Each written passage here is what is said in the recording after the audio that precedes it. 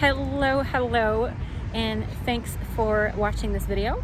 My name is Karen Haggard. I'm a brand designer and business strategist, and today I'm going to ask a question that I get, quite frequently, and it is, how do you get clients, testimonials, and experiences under your belt? Well, I would say that's a holy grail of business. If everybody knew that, then everybody would do well in business. But I have a few different suggestions or tips that I would like to share with you today, whether you've been in business for a while or if you are new in business. I think they would still be really helpful. So I have 7 different suggestions on how you can get experience under your belt, how you can gain some testimonials and work with more clients. And the first one is one that one of my clients brought up in a podcast that I listened to recently. She was talking about how difficult it was to get going, even though she had a good setup and brand. Thank you. It's still difficult to get going, to get over that first hump. And she was actually talking about how she even had a meltdown before she was able to get going. But what saved her was this top reason. And as a brand designer, I was super excited to hear that. And it is to know your audience. Because if you know your audience, you know where to go find them. So my client, Flow Financial, shout out to her. She was talking about that she would know what kind of Facebook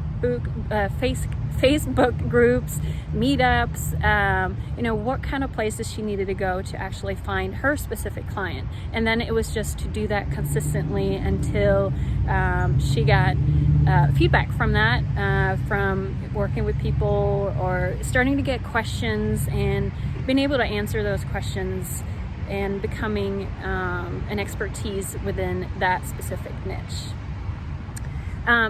Talking about that, number 2 is to do content marketing. So if you like to write, you can write articles. If you like to do videos like this, you can do videos. There's all sorts of different ways on how to share your content and, again, show up as the expertise within your field. Number 3 is doing great work. Just doing great work will build your audience. It might be a little slower, but it will build it slow and steady. So if you only have a few clients, give them your all and they will be raving fans. Along with that, you got number 4, which is asking for a review.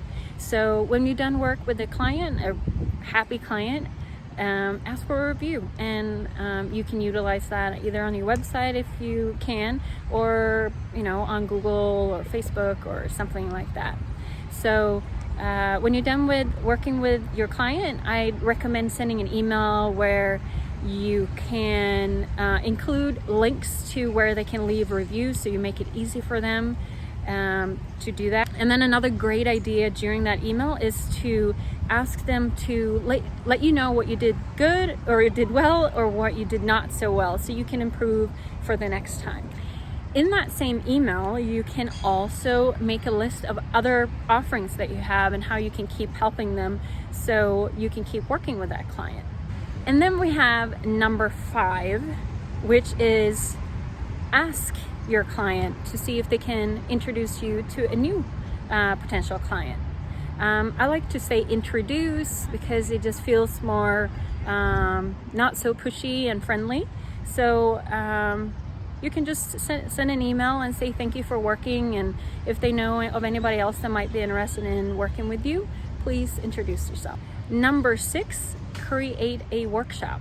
You can go to a local cafe, ask if they can lend you some space and set up a workshop and teach people around you how you can help them. You can do that online as well, especially in these certain times we're in right now. But it's a perfect way to learn how to present and teach other people how you can help them all in one go.